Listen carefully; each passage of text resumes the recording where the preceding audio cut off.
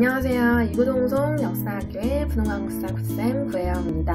이번 시간에는 19강 민족 말살 통치에 대해서 배우겠습니다. 유튜브 설명 더보기를 누르시면 구글 드라이브에 들어가실 수 있습니다. 거기서 19번 학습지를 다운받으시면 됩니다. 오늘 우리가 가게 될 시간은 1931년부터 1942년까지고요. 오늘 우리가 만나게 될 인물로는 미나미 지로라는 일본 총독이 있습니다. 그리고 오늘 우리가 가게 될 공간은 만주 그리고 진주만입니다. 이 시간 동안 이 사람이 이런 공간에서 어떤 관련을 가지고 있는지 고민해 보시기 바랍니다. 2009 개정교육과정 역사 2 교과서의 천재, 지약사, 미래음, 비상, 조선동화 해당 페이지를 참고하시면 됩니다. 이 연표 중에서 여러분이 알고 있었으면 하는 단어 하나가 있는데요. 여기 있는 국민학교령입니다. 여러분은 지금 다 초등학교를 졸업했을 거고 중학교, 그 다음 고등학교, 그 다음 대학교 이렇게 가는 게 당연하다라고 생각하고 있을 텐데요. 이 초등학교가 원래는 국민학교였어요.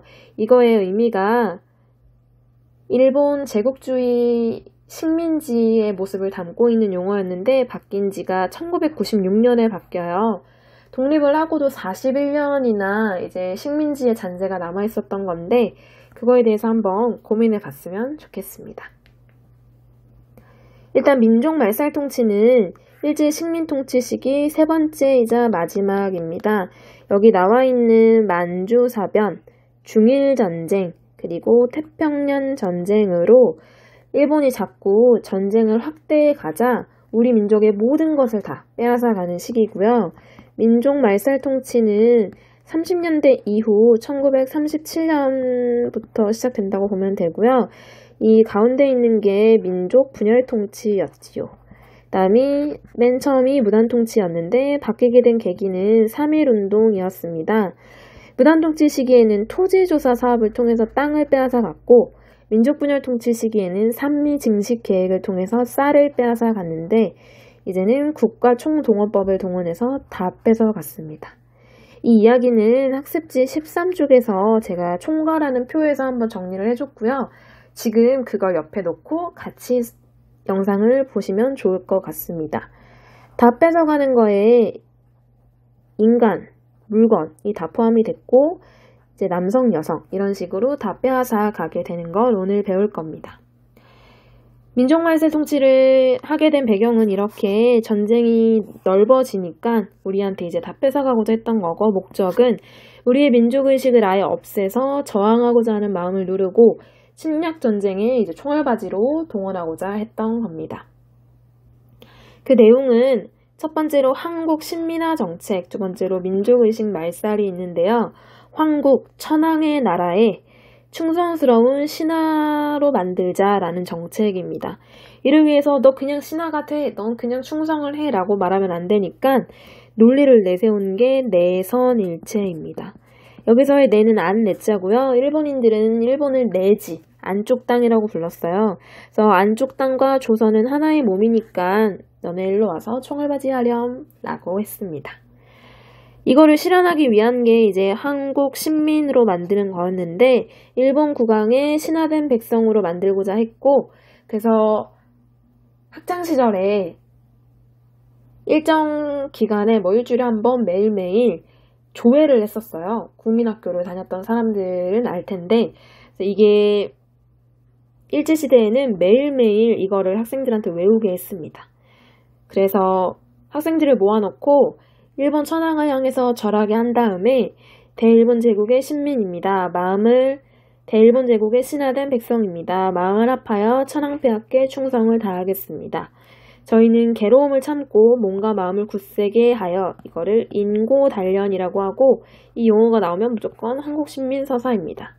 훌륭하고 강한 국민이 되겠습니다. 라고 외우게 했는데 이게 박정희 대통령한테 영향을 줘서 1969년에 국민교육헌장을 만드는 계기가 되기도 했습니다.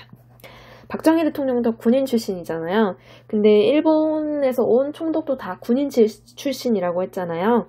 그래서 비슷한 점이 많습니다. 그리고 우리 민족의 의식을 없애기 위해서는 우리의 언어, 우리의 역사를 교육하지 못하게 했고 일본식 성명을 강요했습니다. 이거를 창씨 계명이라는 용어로도 되어 있는 책이 있을 텐데요. 이게 옛날 용어예요. 새로운 씨, 그러니까 김씨, 구씨, 이씨 할 때 씨, 새로운 씨를 만들고 창조하고 이름을 바꿔라 라는 뜻인데 일본인과는 다른 이제 새로운 씨를 만들어야 되니까 그런 뜻이에요. 그래서 일본식 성명을 강요하면서 아예 모든 걸 일본어로 말하게 했습니다. 두 번째로는 병참 기지화 정책인데요. 병참은 이런 뜻이에요. 군사작전에 필요한 인원과 물자를 관리, 보급, 지원하는 일이고 기지는 근거지라는 뜻인데 한마디로 전쟁을 수행하기 위한 어떤 공장을 짓고 사람을 대고 물건을 찍어내고 이런 근거지로 우리나라를 만들기 위해서 이런 정책을 실시했다라는 겁니다.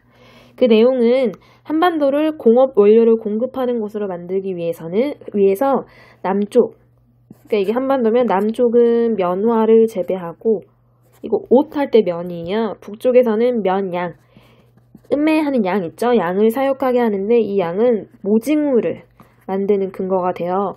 왜 모 100% 이런 옷 있잖아요. 겨울옷 따뜻한 거. 그 모직물을 만드는 근거가 되고 면화는 면직물을 만드는 게 됐겠죠. 왜냐하면 지금 일본 안에서는 다 전쟁과 관련된 건 물건을 만들기에도 공장이 부족하거든. 그래서 이런 거는 우리나라에서 만들겠다라는 뜻이고 이게 남면 북양 정책이라고 합니다. 남쪽에서는 면화, 북쪽에서는 면양. 병창기지화 정책까지 봤고요. 이제 우리 민족의 모든 걸 빼앗아가는 내용을 보겠습니다. 사람, 물건 모두 빼앗아갔다라는 뜻이고 1937년에 중일전쟁을 계기로 국가총동원법이라는 걸 제정합니다. 국가의 모든 것을 동원하겠다, 다 뺏어갈 거야 라는 건데 정부는 전쟁 시에 국가 총동원상 필요할 때 칙령, 황제의 명령이 정하는 바에 따라 일본 제국의 신민을 징용, 강제로 데리고 와서 총동원 업무에 종사하게 할 수 있다라고 되어 있습니다. 인적 속탈은 일단 여기 위에 둘은 남성이고요. 얘는 여성입니다.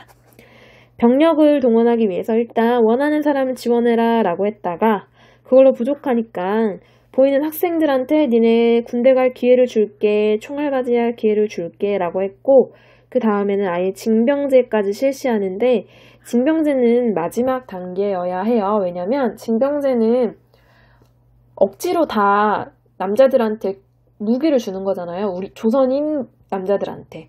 근데 그 무기를 적을 향해서 쏠 수 있지만 일본을 향해서도 쏠 수 있는데 그거를 일본도 알았지만 그럼에도 불구하고 총알바지가 너무 급했기 때문에 징병제를 실시한 겁니다. 그다음에 노동력 동원을 위해서 강제로 징용을 해갔고 이거는 영화 군함도나 무한도전 배달의 무도에서 왜 나가사키 간 거 있잖아요. 그 부분을 보시면 됩니다. 어느 강제징용자의 진술인데 이게 무한도전에서도 생존하신 할아버지가 나오셔서 이제 인터뷰를 하셨었어요. 가축도 먹지 않는 음식을 우리는 먹었다. 어디 사람이 그것을 먹을 수 있나. 그래도 배가 고프니까 그것조차 먹어야 했다. 집에서 보내준 미숫가루를 숨어서 먹어야 했다. 라고 되어 있는데 아직도 일본이 강제징용을 인정하지 않아서 이 피해자들이 법원에 제기하는 소송에 대해서도 일본 법원에서 합리적인 판단을 내리고 있지 않고 있죠. 그래서 관련 뉴스도 종종 찾아보시기 바랍니다.